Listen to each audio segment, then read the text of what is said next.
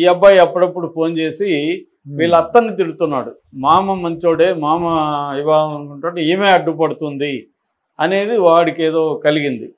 So అనుమానం కలిగి అత్త లక్ష్మి ఆమెకి ఫోన్లు చేసి అప్పుడప్పుడు గొడవ పడ్డం. ఎందుకు ఇవ్వరు, నాకేంటి, నేను తాగితే తప్పేంటి, అందరూ తాగట్లేదా, సో తాగినంత మాత్రం నేను పని చేసుకున్నా బాగున్నా కదా, నాకు ఇస్తామని ఇప్పుడు ఎందుకు ఇవ్వను అంటున్నారు. ఇలాగా గొడవలు వేసుకోవడం. ఆమె కూడా నువ్వు తాగుతా ఉండవరా, నువ్వు పని చేయట్లేదు, నీలాంటి వాడికి ఇస్తే నా కూతురు ఎలా బతుకుతుంది, అది ఇదని ఆమె కూడా మాట్లాడుతుంది. ఎందుకంటే ఈ పాపకు కూడా ఉద్యోగం లేదు, 19 years.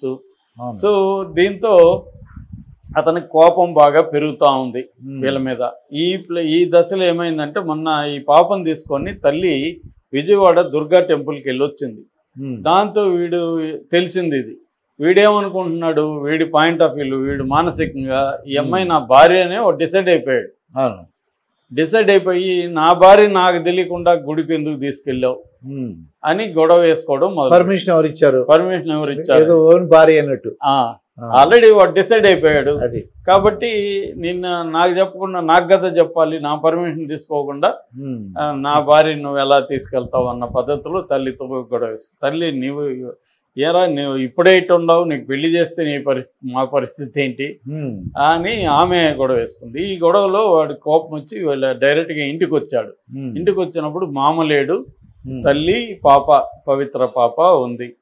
సో వచ్చి బాగా గొడవ వేసుకున్నాడు. ఈమె కూడా గట్టిగా అబ్బాయితో గొడవ వేసుకుంది.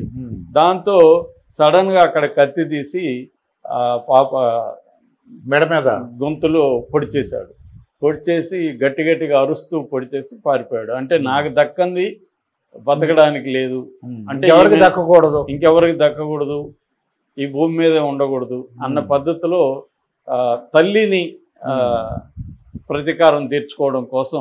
నిజానికి ఆ పాప మీద ఈ అబ్బాయికి కూడా ఏం వ్యతిరేకత లేదు, ఆ పాప భార్య అనే ఫీలింగ్ ఉంది. కానీ కోపం ఎక్కడ ఉందంటే నా పర్మిషన్ తీసుకోవాలి, నువ్వు నన్ను కదా అడిగిపోవాలి, మీ అమ్మతో మాత్రం ఎట్లా వెళ్తావు అన్న పద్ధతిలో ఇతను ఒక మేల్ చావనిజం ఇవన్నీ ఉన్నట్టుగా మనకు కనబడుతుంది. సో పొడి చేసి వెళ్ళిపోయాడు. దాంతో ఆమె కంగారు పడి పక్కింటి వాళ్ళు నర్సి హాస్పిటల్కి తీసుకెళ్ళింది.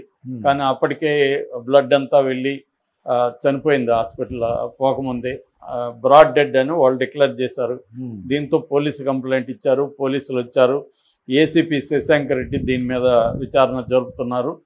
ఆయన చెప్పింది ఏంటంటే వీళ్ళు అబ్బాయిని గట్టిగా ఈమె తల్లి లక్ష్మి గట్టిగా దుర్భాషలాడింది.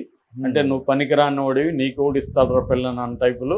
వాడు ఆల్రెడీ కోపంగా ఉన్నాడు కాబట్టి ఆ కోపంలో నుంచి వాడికి కూడా ఏమి చేయాలో తెలియక ఒక ఇంపల్సివ్గా, అంటే వాడికి ప్లాన్ ఏమి లేదు, వచ్చి చంపాలా అని కత్తి తీసుకొని రావడం అదేమి లేదు, క్షణికావేశం. వాడికి ఆల్రెడీ కోపం ఉంది, రిజెక్ట్ చేస్తారు నన్ను అనే కోపం ఉంది.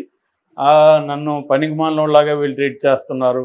అంటే నేను ఈ అమ్మాయి ఏమి చదువుకోలేదు, 19 years, ఇంటర్మీడియట్ చదివింది, ఈ పిల్లకి కూడా నేను పనికిరానా అన్న ఒక ఇది, అంటే రిజెక్టెడ్ పీస్ అంటారు కదా, అలా రిజెక్టెడ్ పీస్ అయిపోయానన్న ఒక కోపం అతనికి ఉంది. అంటే ఆల్రెడీ అతనికి ఒక ఫెయిల్యూర్ అతను లైఫ్లో. ఎందుకంటే అతను సరిగా పనిచేయట్లేదు, డబ్బు సంపాదించట్లేదు, తాగుడికి సరైన డబ్బులు లేవు.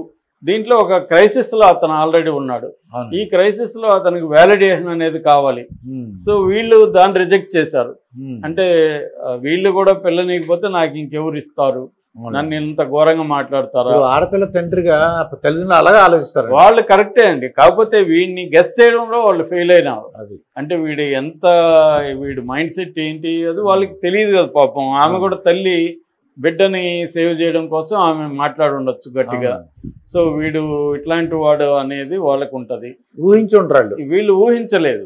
ఎందుకంటే వీడు ముందు ప్లాన్ కానీ అదేమి లేదు కదా, సడన్ గా కాబట్టి వీళ్ళు ఊహించకుండా చేశారు. ఏదేమైనా అది దారుణమైన సంఘటనగా మనం చెప్పుకోవచ్చు.